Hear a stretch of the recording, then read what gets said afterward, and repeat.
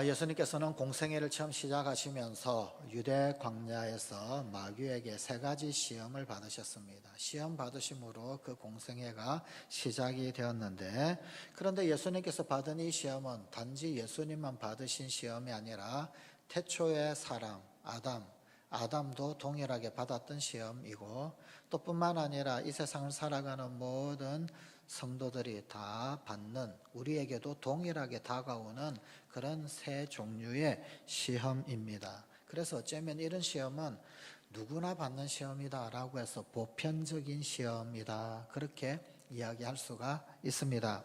첫사람 아담과 하와가 이 뱀에게 선악을 알게 하는 나무의 열매를 따먹도록 그렇게 유혹을 받을 때, 그때의 일을 창세기 3장 6절은 이렇게 기록하고 있습니다. 여자가 그 나무를 본즉 먹음직도 하고 보암직도 하고 지혜롭게 할 만큼 탐스럽기도 한 나무인지라. 여자가 그 열매를 따먹고 자기와 함께 있는 남편에게도 주매 그도 먹은지라. 자, 선악을 알게 하는 나무의 열매를 보니까 먹음직하고 보암직하고 지혜롭게 할 만큼 탐스럽기도 하다라고 그랬습니다. 자, 먹음직하다, 보암직하다, 지혜롭게 할 만큼 탐스럽기도 하다. 자, 그런데 이 3대 시험을 신약성경 요한일서 2장 16절은 또한 이렇게 기록하고 있습니다. 이는 세상에 있는 모든 것이 육신의 정욕과 안목의 정욕과 이성의 자랑이니 다 아버지께로부터 온 것이 아니요 세상으로부터 온 것이라. 육신의 정욕, 안목의 정욕, 이성의 자랑이다. 선악을 알게 하는 나무의 열매를 가만히 보니까 먹음직하다 그랬습니다. 먹음직하다, 이것이 육신의 정욕이다. 또한 보니까 보암직하다 그랬습니다. 안목의 정욕이다. 지혜롭게 할 만큼 탐스럽기도 하다라고 그랬습니다.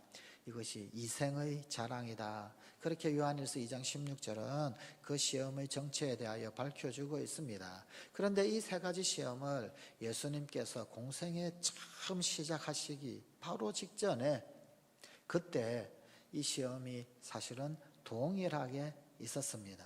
그래서 40일 금식하시고 난 이후에 돌로 떡덩이를 만들어 먹어라. 먹음직한 거지요. 육신의 정욕에 대한 것입니다. 그리고 또 누가복음과 마태복음의 순서가 약간 차이가 있는데, 먹음직, 보암직, 지혜롭게 할 만큼 탐스럽기도 하다라는 순서로 진행되는 것은 사실은 누가복음입니다.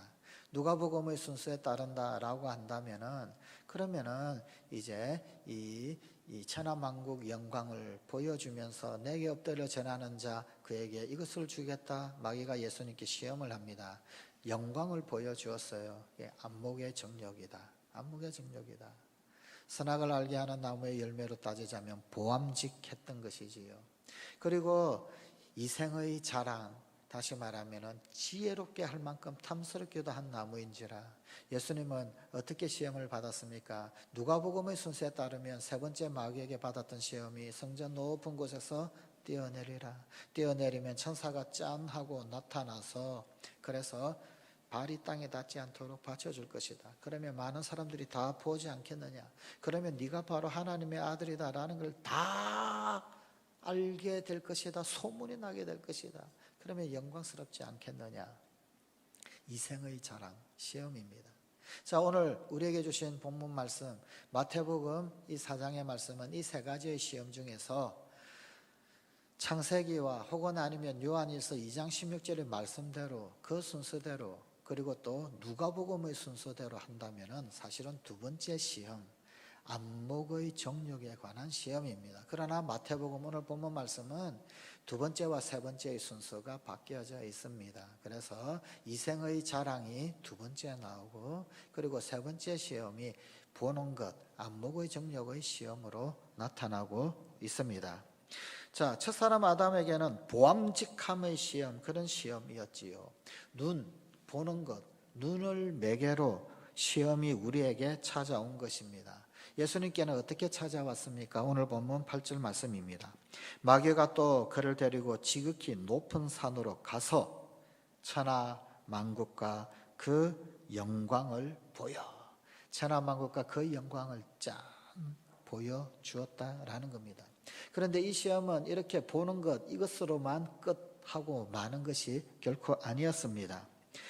마귀의 시험은 보여주는 데서 끝나지 않고 그 다음 대목이 있었습니다. 그 다음에 나오는 9절 말씀입니다. 이르되 만일 내게 엎드려 경배하면 이 모든 것을 내게 주리라.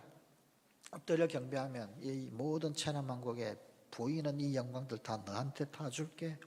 결국 보이는 세상의 환상, 그 환상을 믿기로 해서 이 마귀가, 사단이 자기 자신을 경배하라 라고 하는 것이었습니다. 자, 그것이 바로 우상숭배의 유혹입니다. 일종의 쾌락의 시험이지요. 보이는 것이 즐겁고, 그래서 그 보이는 즐거움이 계속해서 나타날 수 있도록 그렇게 도전을 하고 있는 것이었습니다.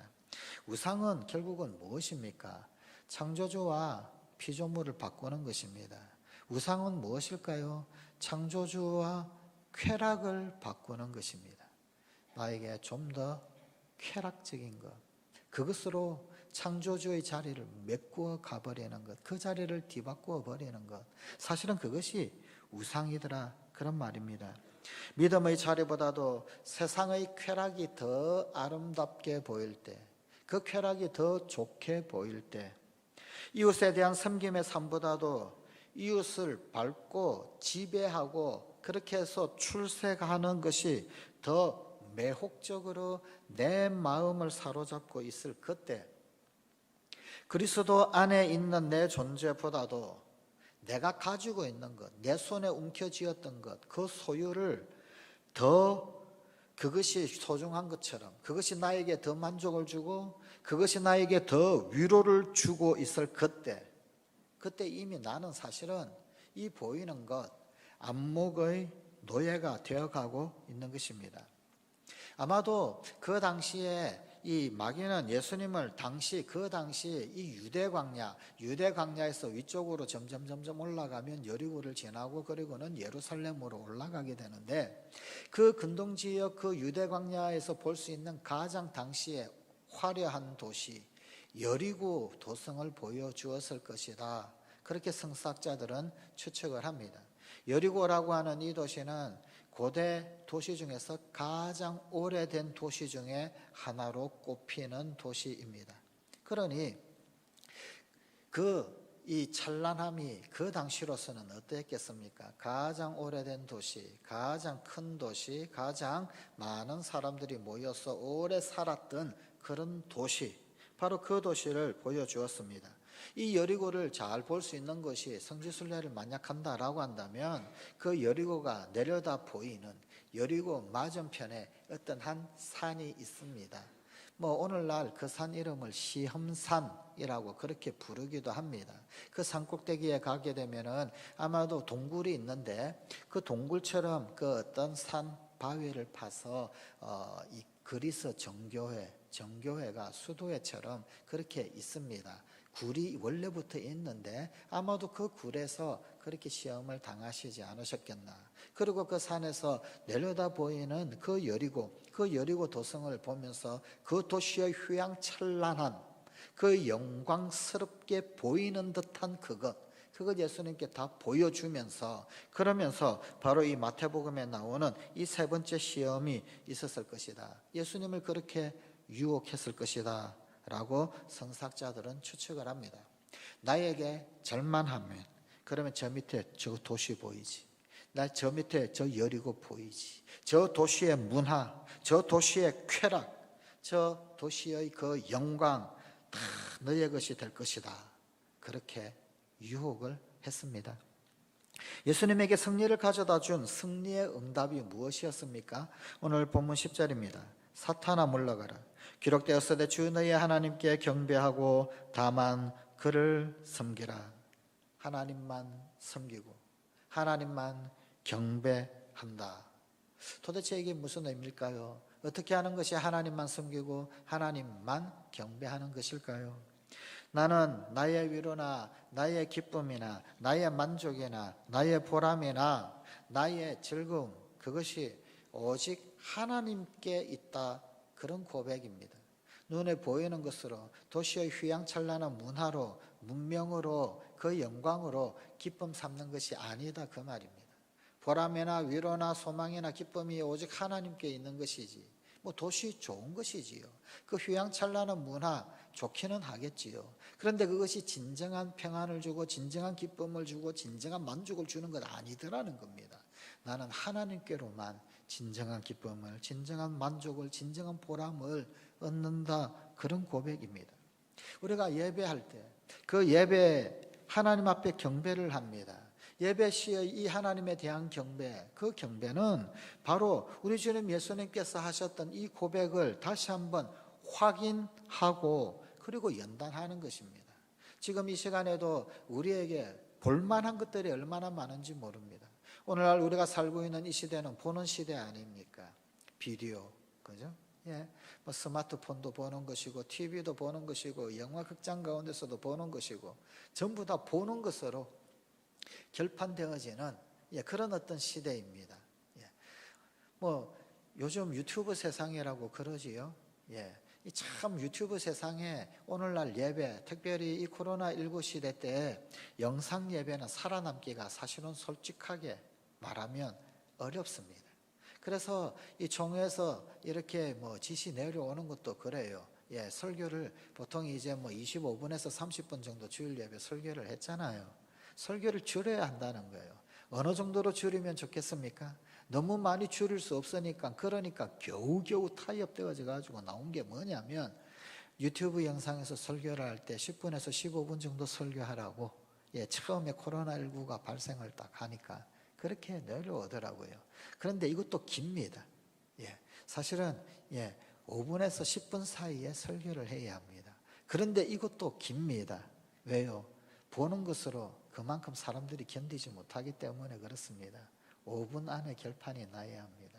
3분에서 5분 사이에. 그래서 가만히 보게 되면은 인터넷상에 여러 어떤 이 홈페이지 혹은 아니면은 어떤 그런 어떤 이 영상들, 조각조각 영상들을 가만히 보십시오. 보면은요, 보통 보면 3분이 기준입니다. 3분 기준으로 그렇게 어떤 영상들을 많이 이렇게 넣어 놓았죠. 오늘날 우리가 보고 있는 광고가 15초짜리 광고입니다. 그 15초의 모든 메시지를 전부 다 담아서 광고를 하거든요. 그런데 조금 긴 광고가 그 두 개를 합친 거예요. 30초짜리 광고입니다. 이미 이 시대는 그렇게 보는 것에 길들여져 있는 시대란 말입니다. 15초, 길면 30초. 거기에서 한 가지 정보를 전부 다 접하는 그런 시대.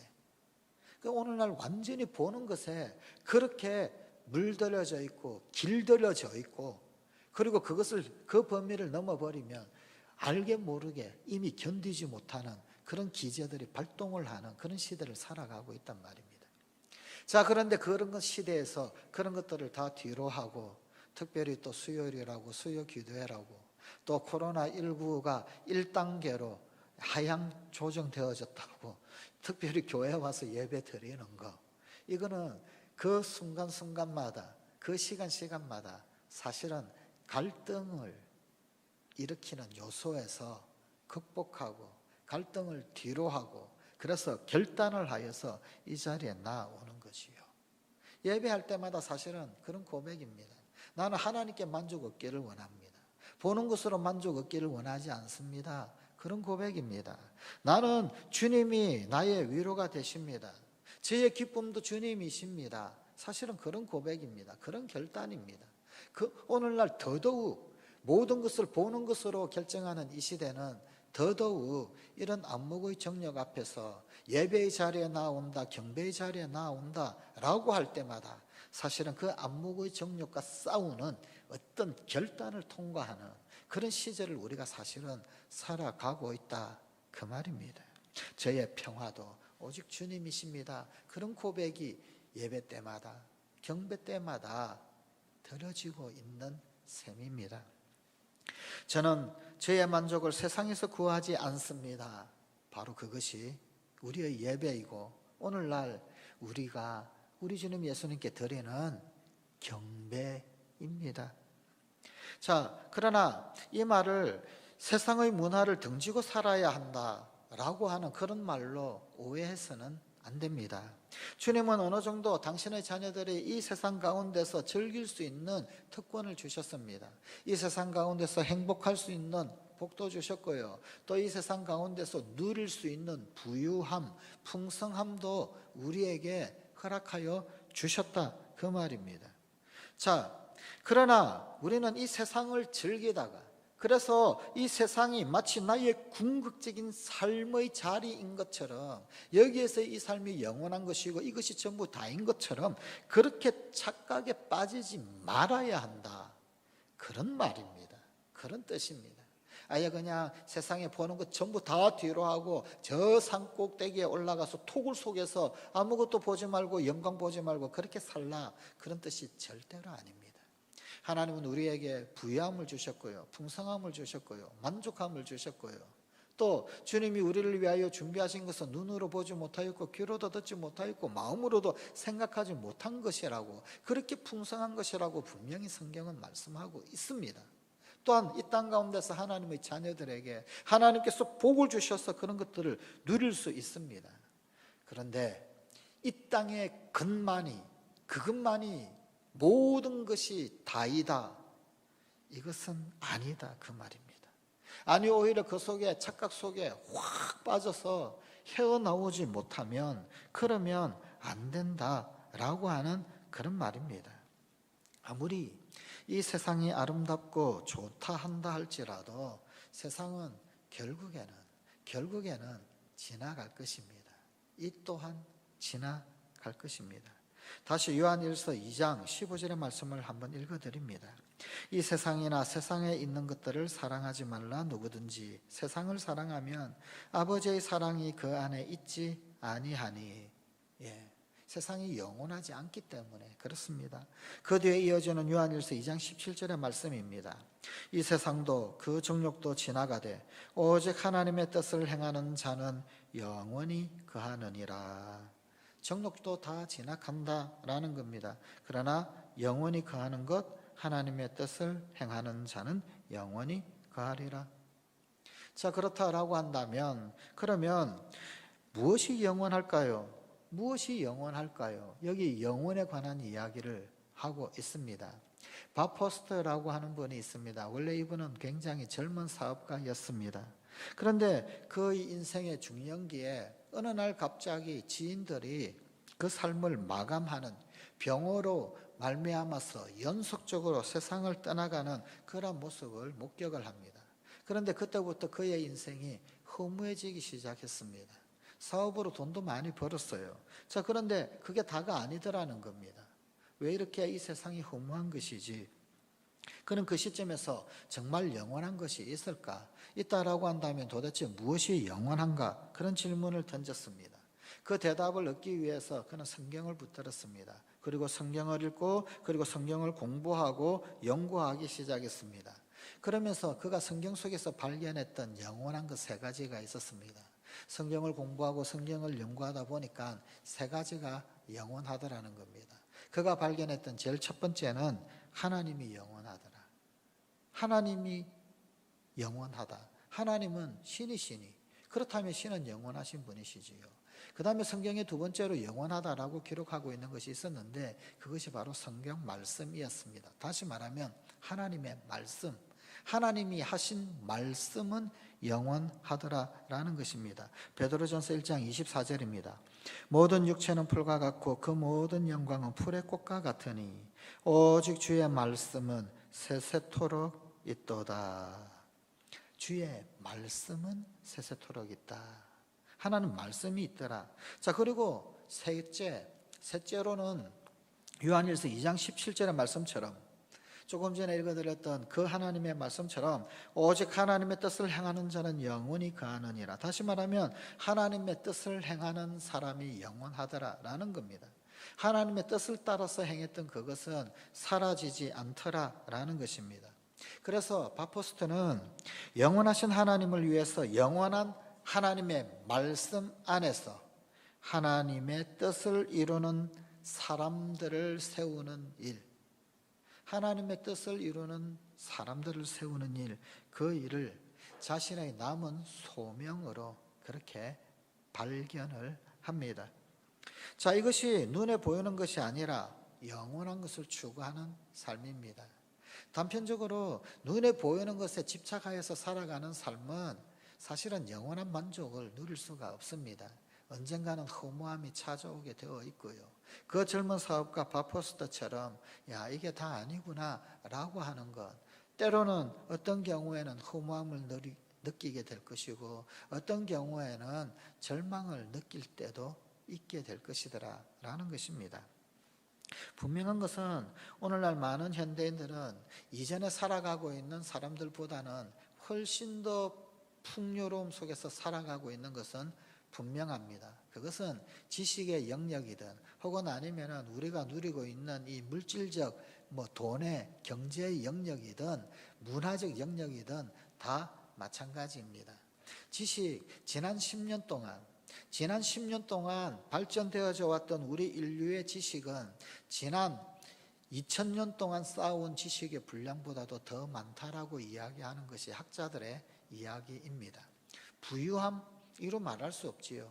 물론 아직까지도 참으로 안타깝게 지구상의 어느 한 반대편은 물 때문에 고통스러워하는, 매일 마실 물을 얻기 위하여서 평균 4km를 물을 깃는 혹은 아니면 6km를 물을 깃는, 매일 그렇게 걸어야 물을 마실 수 있는 그런 어떤 아이들도 있기는 합니다. 그러나 그런 극빈층들 외에 대다수의 사람들은 분명하게도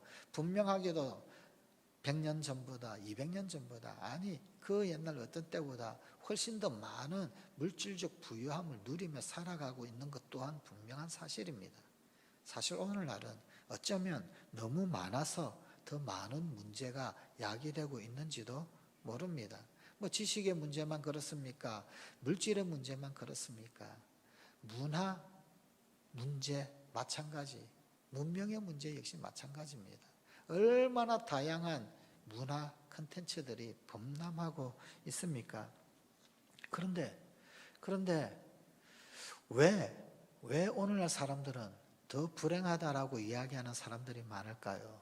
단적으로 이전보다 불면증에 시달리는 사람들이 훨씬 더 많다고 정신과 의사들이 많은 보고를 하고 있지 않습니까?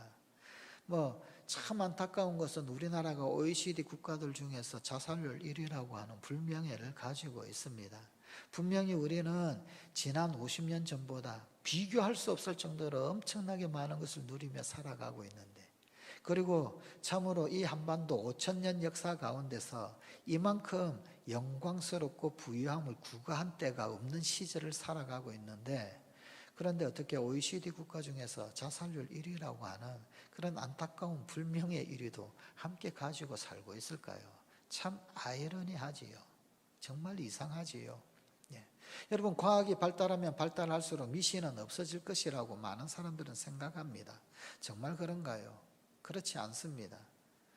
극도의 이성시대 18세기, 19세기를 지나고 극도의 과학 발전이 일어났던 20세기, 그리고 오늘 우리가 살고 있는 이 21세기에 거쳐오면서 이상한 것이 뭐냐면요, 가장 많은 직업군, 가장 많이 번성하게 된 직업군 하나가 있습니다.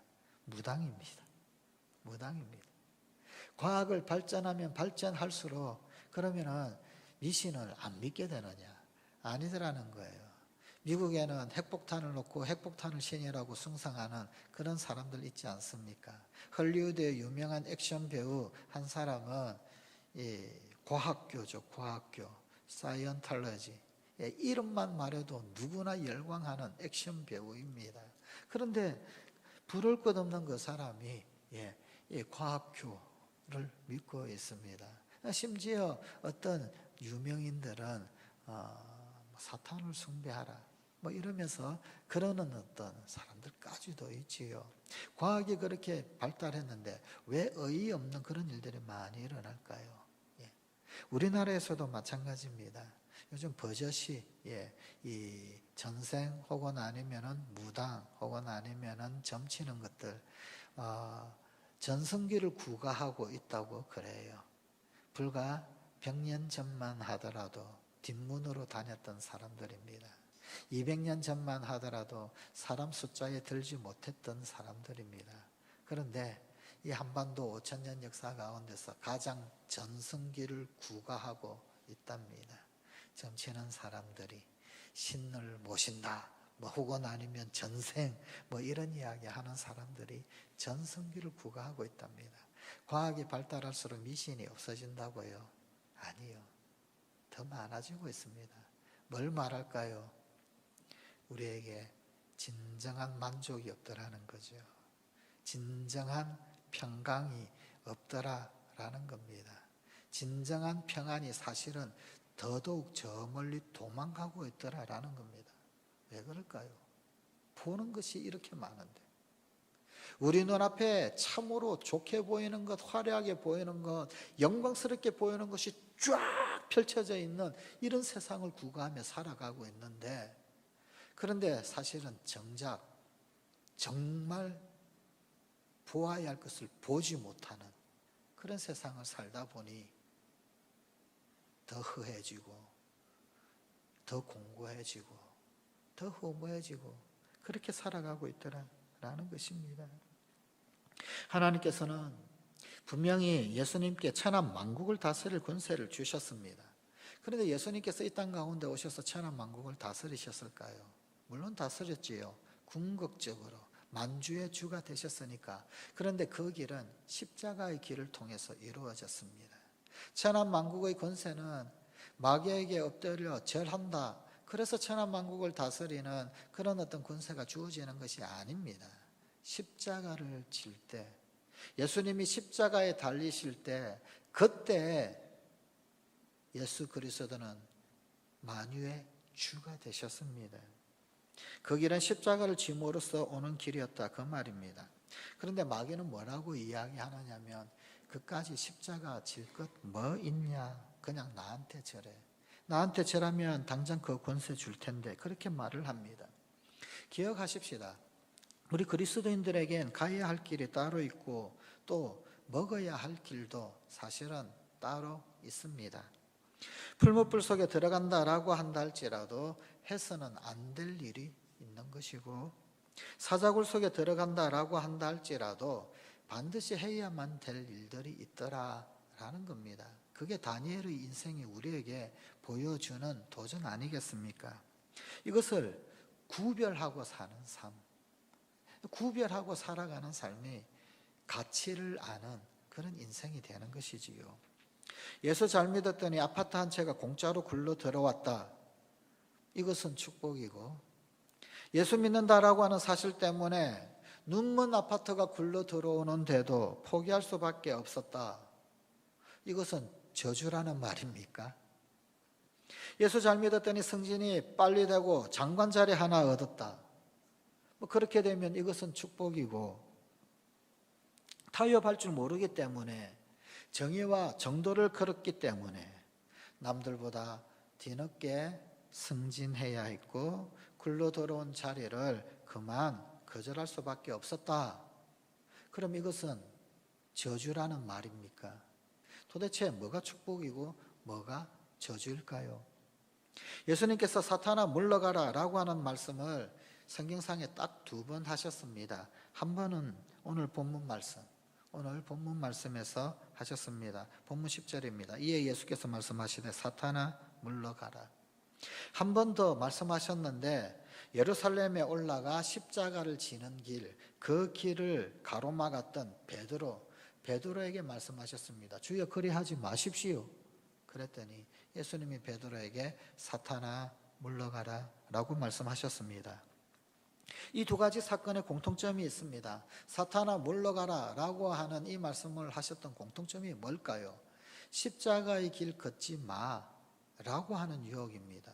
지금 마귀도 야, 그까지 영광 권세 나한테 엎드려 절하면 저 천하만국 영광 저거 전부 다 너 보이는 것 저거 다 줄게, 굳이 십자가 질 것 있어? 지금 이렇게 유혹하고 있지요. 베드로도 그랬습니다. 십자가의 길로 가지 마십시오. 십자가 지지 마십시오. 십자가의 길로 가지 말라라고 이야기할 때, 그렇게 유혹할 때 예수님은 십자가의 길을 방해하는 그들 앞에 가차없이 사탄아 물러가라 그렇게 말씀하시고 오히려 묵묵히 십자가의 길을 가셨습니다. 십자가를 거부하고 돌로 떡을 만드는 세상, 사탄에게 절을 하여서 권세를 얻는 세상, 이 모두는 다 사탄의 장난입니다. 지지난주인가요? 돌은 떡으로 만들면 안 됩니다. 떡은 쌀로 만들어야 되고 빵은 밀가루로 만들어 먹어야지요. 그런데 사단은 돌로 떡을 만들어 먹으라고 그럽니다. 천하만국 영광 보여주면서 엎드려 절하기만 하면 다 줄게, 그렇게 미혹합니다. 유혹입니다. 장난입니다. 어리석은 사람은 정도가 아니라 편법으로 복을 도둑질할 수 있을 것이다, 그렇게 생각을 합니다. 그러나 진짜 진정한 복은 도둑질할 수 있는 것이 결코 아닙니다. 마귀가 우리를 시험하는 목적은 분명합니다. 십자가 지지 말라는 겁니다. 예수님께 십자가의 길로 가지 말라라고 한 것처럼 사명 감당한다고 굳이 십자가 질 건 뭐 있냐, 고생하지 마, 그런 겁니다. 얼마든지 하나님 일해라, 그런데 희생하지 말고 그냥 편안히 살고 부담 없이 그렇게 살겠다, 그런 이야기입니다. 그러나 편안이 곧 평안은 아닙니다. 편안한 것, 편리한 것하고 평안은 다른 것입니다. 재미와 기쁨은 다른 것입니다. 전자오락하면서 게임하면서 재미는 있겠지요. 그런데 게임하면서 나는 참 기뻐, 즐거워, 조금 아이덴티티가 조금 이상한 사람입니다. 정상은 아닌 거지요. 재미와 기쁨이 다르듯이 편리, 그것과 평안은 사실은 다른 겁니다. 하나님은 우리에게 재미가 아니라 기쁨을 주시는 분이시고 편리가 아니라 평안을 주시는 분이십니다. 소명자에게는 거룩한 부담감이 있습니다. 이 거룩한 부담감이 인생을 빛나게 만드는 것입니다. 거룩한 부담감 없이 그냥 막 사니까 사실 빛도 없는 겁니다. 그러나 오히려 우리의 인생을 진정으로 빛나게 만드는 것은 좀 거룩한 부담감입니다. 거룩에 대해서는 부담이 있을 수밖에 없지요. 거룩을 앙망하는데, 거룩을 열망을 하는데 어떻게 부담이 없겠습니까? 원래 거룩이라고 하는 것 자체가 부담스러운 것입니다. 그러니 거기에 빛도 있는 것이지요. 영원한 면류관을 만들어내는 것, 그것은 거룩한 부담감입니다. 거룩한 부담감이 인물을 만들어내고 거룩한 부담감이 참으로 진정한 평안을 우리에게 가져다 줍니다. 그러므로 보이는 것에 현혹되어지는 삶, 그 삶을 살지 맙시다. 한 뼘도 안 되는 이 세상을 살면서 얼마나 많은 위험, 얼마나 많은 갈등, 그리고 얼마나 많은 시험을 당합니까? 나의 싸움이 사실은 참 처절할 정도로 고독하지 않습니까?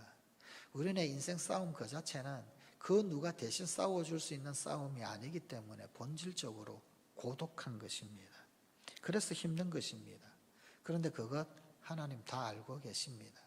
우리 주님 예수님이 고독하셨고 처절한 싸움을 싸우셨기에 다 알고 계십니다. 시험 없는 사람이 있습니까? 예수님도 시험 당하셨는데, 하나님의 아들인 예수님도 시험을 당하는데 왜 나에게는 인생이 시험 덩어리냐? 그렇게 말할 수 없는 노릇 아니겠습니까? 시험은 누구에게나 있습니다. 시험 없는 인생은 사실은 살아있는 인생이 아닙니다. 죽어 있으니 더 이상 시험이 다가오지 않는 것이지요. 그러나 예수님은 시험을 이기셨습니다. 승리하셨습니다. 나에게 문제가 있습니까? 문제 없는 인생 없겠지요. 푸는 방법이 뭘까요? 풀어야 되겠지요. 오늘 우리도 예수님 안에 있을 때, 말씀 안에 있을 때, 예수님 바라볼 때, 그때 승리의 길을 엿볼 수 있습니다. 이제 마귀는 우리 곁을 떠나고 천사가 나를 수종되게 될 것입니다. 그 시험에서 이기게 된다면 말입니다. 오늘 본문 말씀 11절입니다. 이에 마귀는 예수를 떠나고 천사들이 나와서 수종드니라. 시험을 이기면 천사가 와서 수종들게 됩니다. 시험을 이기고 일어선 소명자, 시험을 이기고 일어선 사명자, 그들에게 성령의 위로가 함께 하십니다. 그리고 도와주심이 함께 합니다. 천사가 수정됩니다. 그리고 하나님의 약속이 이루어질 것입니다. 이것이 시험을 이긴 소명의 멋이고 영광이고 축복입니다. 오늘도 사탄은 우리로 하여금 십자가 지지 말라고, 좀 편리하게 살라고 그렇게 유혹을 합니다. 그것이 시험입니다. 많은 사람들이 이 유혹이 시험인 줄을 모릅니다. 큰 십자가는 하나님께서 이미 당신을 큰 그릇으로 삼으셨다, 그런 약속입니다. 십자가는 심판입니다. 기쁨으로 지고 감당하면 구원과 승리는 보장되어 있습니다. 십자가를 짓밟고 지나가게 된다면 실패요, 멸망입니다.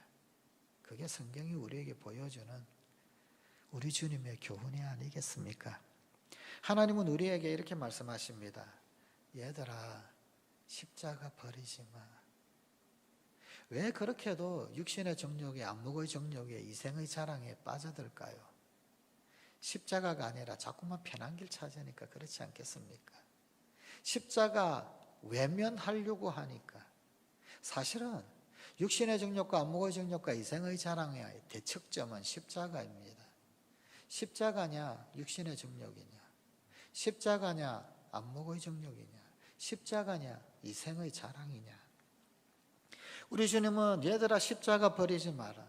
십자가가 너의 인생의 날개가 될 것이고 마침내 축복이 될 것이다. 우리 주님 예수님이 마지막에 십자가에서 내려오셔서 부활하셨을 때 승리하셨던 것처럼 정말로 너의 삶을 빛나게 해줄 것이다, 십자가. 그러니 얘들아, 십자가 버리지 마라. 그게 우리 주님의 도전 아니겠습니까? 오늘도 육신의 정욕을, 안목의 정욕을, 이생의 자랑을, 그 도전에 응전하는 우리 성관가족이 되십시다. 우리는 그럼에도 불구하고 또 넘어질 것입니다. 또 쓰러질 것입니다. 많이 넘어지게 될 것입니다.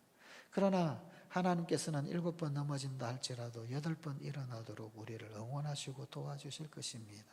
아니 99번 넘어져도 우리가 100번째 다시 한번 일어나고자 도전하고 용기를 낸다면 우리 주님 우리를 응원하실 겁니다. 그래, 다시 한번 하자.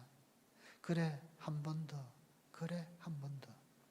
그 99번의 넘어짐은 결코 수치가 아닙니다.